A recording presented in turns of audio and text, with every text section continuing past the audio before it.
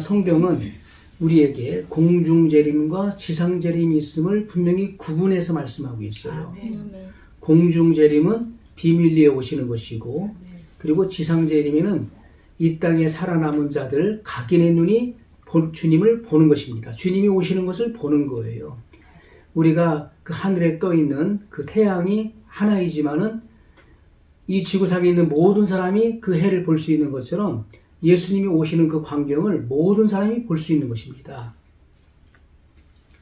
또한 이 공중재림과 지상재림 그 사이에는 7년 대환란이 있는 것입니다. 그래서 전 3년 반의 시점과 후 3년 반의 그 시점을 정확하게 구분해서 성경은 우리에게 말씀하고 있어요. 아멘. 그래 우리가 이 성경의 한 면만 보지 말고 양면을 다 봐야 된다는 것입니다. 아멘.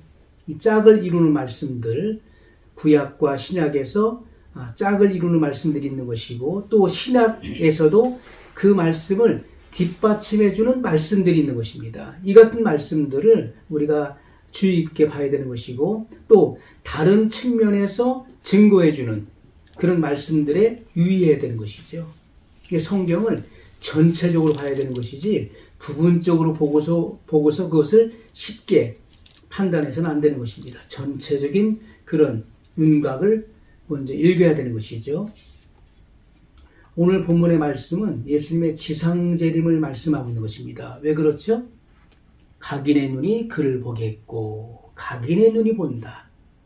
이 땅에 남아있는 자들이 예수님께서 공중에서 지상으로 내려오시는 그 광경을 보게 된다는 거예요. 그러므로 이것은 지상재림인 것입니다. 볼지어다 구름을 타고 오시리라. 여기서 말하는 구름은 자연계의 구름을 말하는 것이 아닙니다. 이 하늘에 떠 있는 이 구름을 말하는 게 아니에요. 이것은 예수님의 그 영광의 서광을 의미한다. 우리가 서광이라는 것은 새벽 서자의 빛 광자예요. 이것은 새벽빛, 마치 그 어둠이 짙었을 때에 우리가 그 밤부터 새벽까지 이 어둠이 짙지 않습니까? 어둠이 짙은 그때에 그 해가 떠올라요. 동이 트는 것이죠. 그때 그 새벽빛, 서광이 비치는 것입니다. 이것처럼 예수님의 그 영광의 서광을 의미한다. 그것을 구름으로 비유한 것입니다. 인간의 육안으로 볼 때 구름같이 보이는 거예요. 마태복음 24장 30절에서도 이 같은 말씀을 우리에게 증거하고 있습니다. 마태복음 24장 30절에 보면, 그때 인자의 징조가 하늘에서 보이겠고 그때 땅의 모든 족속들이 통곡하며 그들이 인자가 구름을 타고 능력과 큰 영광으로 오는 것을 보리라. 아멘. 아멘. 이것도 지상재림을 의미하는 것입니다. 이렇게 인자의 징조, 하늘의 징조가 나타나는 것입니다. 예수님께서 오실 때 먼저 하나님 보호자 우편 보호자로부터 공중에 오시고, 그리고 이 땅에서는 7년 대환란이 일어나는 것이죠. 7년 대환란 후에 예수님은 지상으로 내려오시는 거예요. 아멘. 그때 인자의 징조가 하늘에서 보인다. 이것은 그 예수님의 그 재림의 그 조짐이 뚜렷하게 나타난다는 거예요. 그때 땅의 모든 족속들이 통곡하며,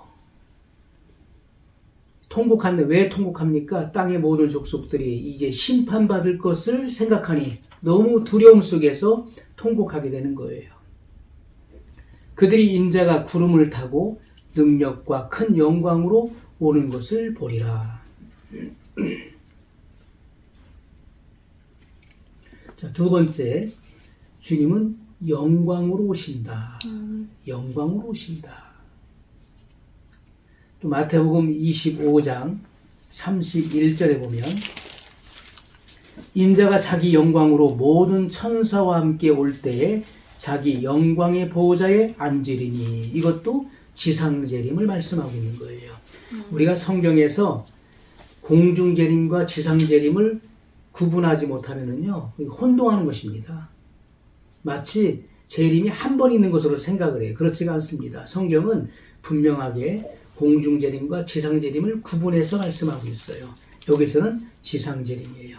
공중재림의 특징은 볼 수 없게 오시는 것입니다. 하지만 지상재림은 이 땅에 남은 모든 사람들이 볼 수 있게끔 오시는 거예요. 그래서 인자가 자기 영광으로 모든 천사와 함께 올 때에 자기 영광의 보호자에 앉으리니 영광의 보호자에 앉는다. 그래서 32절에 보면 모든 민족을 그 앞에 모으고 이 땅에 살아남아 있는 아마겟돈 전쟁 후에 이 땅에 남아있는 모든 민족을 그 앞에 모으고 각각 분별하기를 이렇게 말씀하고 있는 것입니다. 아멘.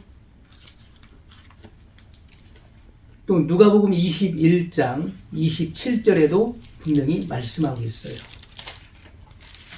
누가복음 21장 27절 그때 사람들이 인자가 구름을 타고 능력과 큰 영광으로 오는 것을 보리라. 능력과 큰 영광으로 오는 것을 보리라. 자, 예수님께서 초림하실 때, 초림은 지금부터 2000년 전에 말씀이 육신이 되어 이 땅에 오셨죠. 초림 때에는 사람의 모양으로 오신 것입니다. 우리와 동일한 이 혈육이 있는 사람의 모양으로 오셨기 때문에 그 영광을 벗어버리고 오신 것이죠. 하늘의 영광을 벗어버리고 오신 거예요. 자, 이것이 빌립보서 2장 5절로 8절에 기록되어 있는 말씀인 것입니다. 예수님께서는 하나님과 동등됨을 취할 것으로 여기지 아니하시고 자기를 비워 종의 형체를 가져 사람들과 같이 되셨다고 말씀하고 있어요. 하나님과 동등됨을 취하지 않는다. 사람의 모양으로 오셔서 이 땅에 오셔서 하나님을 가리켜서 아바 아버지라 부르셨어요. 아빠 아버지라 부르셨다는 거예요. 그래서 사람의 모양을 입고 오셨기 때문에 영광을 벗어버리고 오신 것입니다. 영광을 벗어버리고 오셨다. 하지만 재림 때에는 우주를 통치하실 만왕의 왕으로 오시는 것이기 때문에 영광스러운 주님으로 오시는 것입니다. 영광의 모습으로 오시는 거예요. 세 번째, 불꽃 가운데 오신다. 데살로니가후서 1장 7절의 말씀을 보면 자, 우리가 이 성경의 여러 다양한 증거들을 살펴보는 것입니다. 데살로니가후서 1장 7절에 보면 환난 받는 너희에게는 우리와 함께 안식으로 갚으시는 것이 하나님의 공의심이 주 예수님께서 저의 능력의 천사들과 함께 하늘로부터 불꽃 중에 나타나실 때에 자, 불꽃 중에 나타나신다. 이 불꽃은 주님의 위엄, 주님의 주권, 주님의 영광, 주님의 권세를 의미하는 것입니다. 환난 받게 하는 자에게는 환난으로 갚으신다는 거예요. 또 환난을 받는 자에게는 안식으로 갚으신다. 이것이 하나님의 공의의 심판의 권세라는 것입니다. 그래서 불의와 죄를 소멸하실 그 권세를 말하는 거예요. 이사야 66장 15절에도 말씀하고 있습니다. 이사야 66장 15절의 말씀을 보면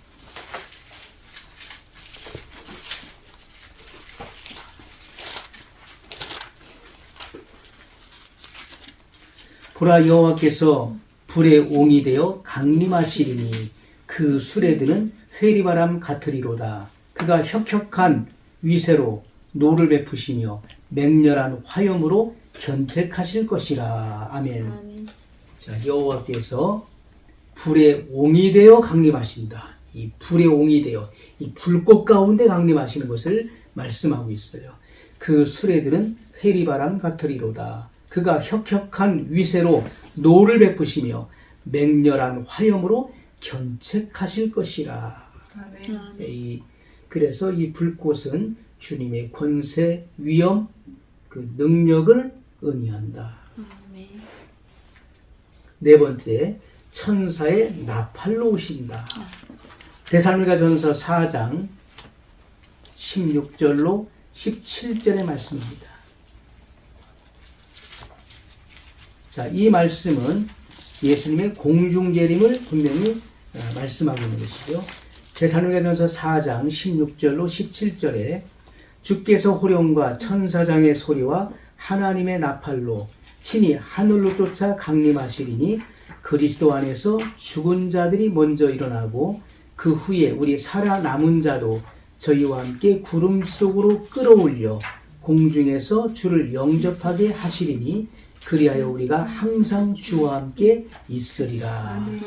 예수님의 공중 재림과 그리스도 안에서 죽은 신약의 성도들의 부활이 일어나고 또 그 뒤를 이어서 우리 살아남은 자, 지혜로운 슬기로운 다섯 처녀와 같이 기름 등불이 준비되어 있는 그러한 그 신부들이 공중으로 휴거 될 것을 말씀하고 있는 말씀을 증거하고 있는 것입니다. 아멘.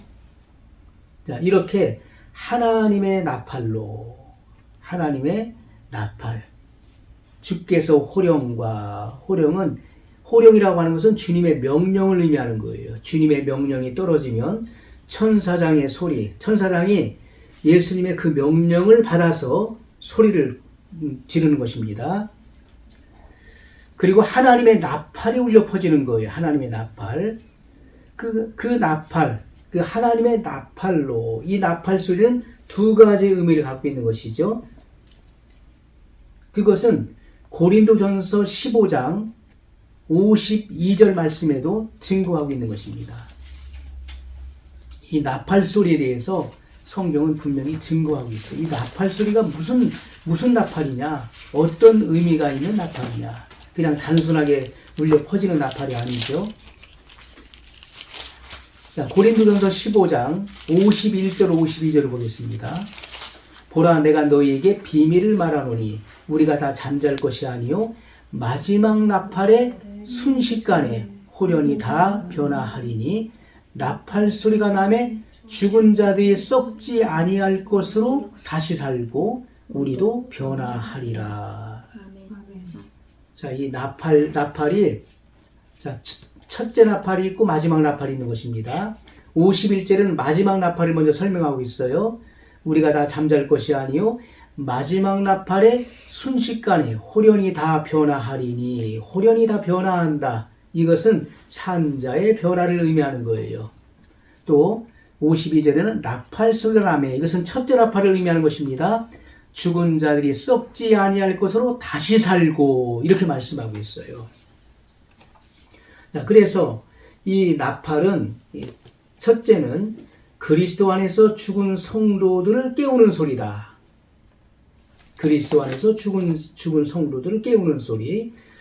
그 마지막 나팔은 산 성도를 변화시켜서 소집하는 소리인 것입니다. 이 소집 나팔 소리예요.